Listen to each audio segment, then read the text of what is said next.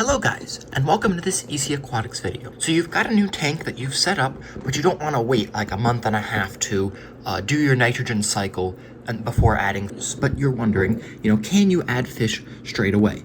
And the answer is yes. And the way you can do that safely and ensure that nothing dies is by doing what's called a fish in cycle. And in this video, I'm going to be showing you guys how to do a fish in cycle. So the most important thing to do when you're doing a fish in cycle is lots of water changes and test your water frequently. Because what you're going to be doing in the nitrogen cycle when you're turning ammonia into nitrite and then into nitrate, the way you do that in an aquarium, you put in some fish food or something like that and have it decompose. But with a fish in cycle, you're using your fish to generate ammonia by pooping, and then that poop decomposes and bacteria will then turn it into ammonia and then into nitrite and then into nitrate.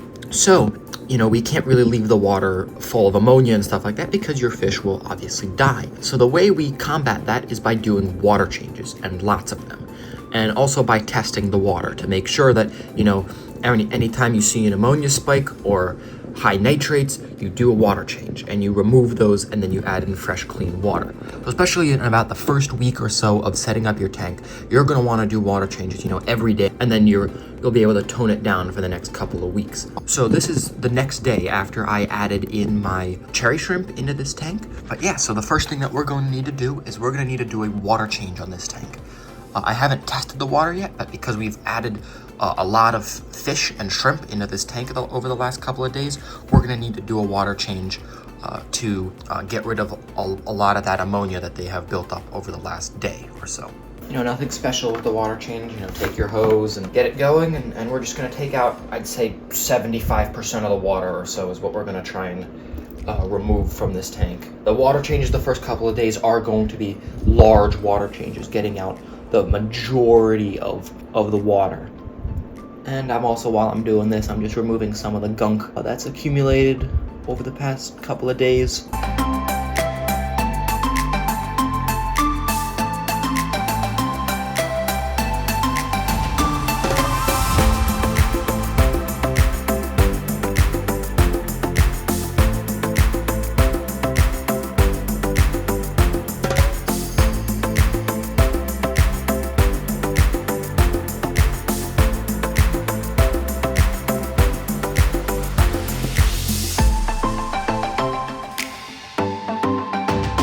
Alrighty, so our first water change is done, and now pretty much for the first week, you're going to want to be doing these water changes just to, really keep those ammonia levels down as your beneficial bacteria starts to colonize and settle in. So other than water changes, there's one more really important thing that you need to do when you're doing a fish in cycle, and that is test the water. So I've got a master test kit right here, and what we're going to test for is ammonia, nitrite, and nitrate. And those are the things that are part of the nitrogen cycle. And while the tank is cycling with fish, ammonia and nitrite tend to spike, and that can kill your fish. So if you gotta test very often, probably every day or every other day, and if you see an ammonia spike or something like that, you're gonna need to do a big water change to ensure that your fish don't die of ammonia poisoning, because ammonia is very, very deadly to your fish. Okay, so the first thing that we're going to test is ammonia. We're going to take our little tube here, get the water like right to that line there, and now we're going to add in 8 drops of solution 1 and then 8 drops of solution 2, and then we're going to shake it and leave it for a couple minutes to develop. 1, 2, 3, 4, 5, 6, 7, 8. Now 1, 2, 3, 4, 5, 6, 7, 8. And leave it to develop for a couple minutes. And the next thing we're going to test for is nitrate, which is the next sort of stage of the nitrogen cycle. And for this, we're going to add in 5 drops of this nitrite solution into our little test tube. 1, 2, 3, 4, 5. And we're going to close it up. And just as we did with the ammonia, we're going to shake this thing up. Now we're going to set this one aside to develop as well. Alrighty, and the final thing we're going to test for is nitrate. And nitrate is the least toxic of the three of ammonia, nitrite, and nitrate, and it is the last that is produced. And nitrate is what your plants will pull out of the water when they photosynthesize. So we're gonna add in 10 drops of the solution 1, and then 10 drops of solution 2 of the nitrate, and then we'll leave it aside as well. 1, 2, 3, 4, 5, 6, 7, 8, 9, 10. And then add in 10 drops of this. 1, 2, 3, 4, 5, 6, 7, 8, 9, 10.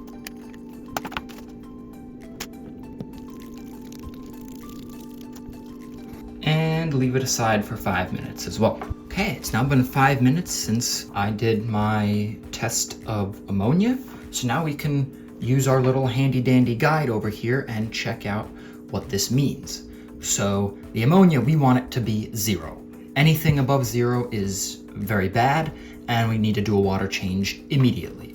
So it looks like from where the color shows up, it looks like it's 0. And I'm just holding this right next to it and seeing exactly which color it is. I don't know how well you guys can pick that up on the video, but for me, it looks like it is right at 0, which is perfect. So now it's also been 5 minutes since I did the nitrate, and we're gonna look at this as well. So nitrate, you also want it to be at 0.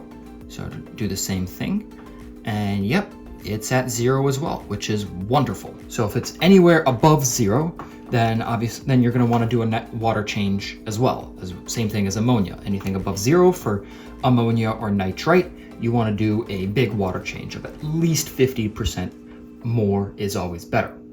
Alrighty, it has now also been 5 minutes since I started the nitrite test, and now we'll take a look at where it is. This looks like it's about probably anywhere between 0 and 5, which isn't great. Nitrate, especially if you have live plants in your tank, you want it, to be between probably 5 and 20, right in this area here, because plants pull nitrate from the water and use it to feed. So low nitrates are not great, and high nitrates are also not great because they can harm your fish. So, there's an optimal range right about here or so.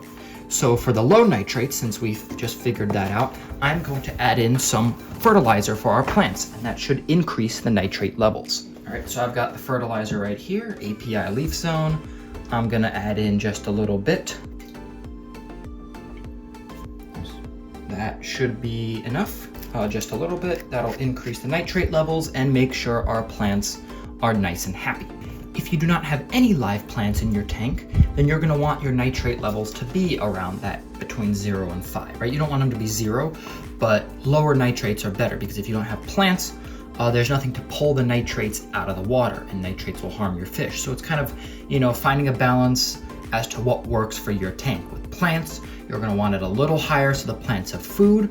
Without plants, you're going to want it a little lower. So now for the second week after setting up the tank, so this is week number 2, you're going to be able to ease off of the water changes just a little bit. So week 1, we were doing water changes pretty much every day. For week 2, we can shift down to about every other day for a water change. Do about 1 water change of 50% every other day pretty much. And as you start to ease down the number of water changes you're doing on the second week, you're gonna really need to test, right? Because if the ammonia or nitrites skyrocket, then obviously you're gonna need to do a water change right away. So when you're not doing water changes every day, you're gonna really need to be testing a lot to make sure that everything's okay with your tank. And obviously, also watch the tank. Right? The best indicator for if anything's wrong is the tank itself. Are the fish okay? Are they behaving normally? Are their colors good? Is anything dying, right? Is anything dead? Are they gasping for air up at the top?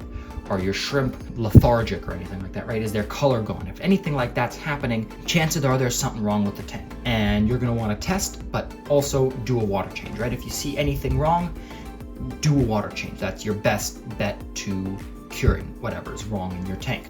And for weeks 3 and 4, you can ease down to probably 2 or 3 times a week water changes. Still big water changes, right? 50-60%, but the beneficial bacteria is going to be already establishing, and you're going to be able to do less water changes. Obviously, while you're doing that, you're still going to need to be testing every day to make sure that there's nothing wrong. You're going to be able to ease off the number of water changes just simply because the bacteria is settling in and your tank is almost done cycling. So this process is going to take, about a month. And after that, you're going to see your tank's going to basically stabilize. When you're testing the water, everything looks the same. There's no ammonia or nitrate, and the nitrates are sitting right around that 5 to 10 parts per million range. And once that happens and it's stable, then your tank is cycled and good to go. And once that happens, you can switch over to whatever your normal water change cycle is, whether it's weekly, bi-weekly, monthly, whatever it is. Each tank is different, and you can, figure that out.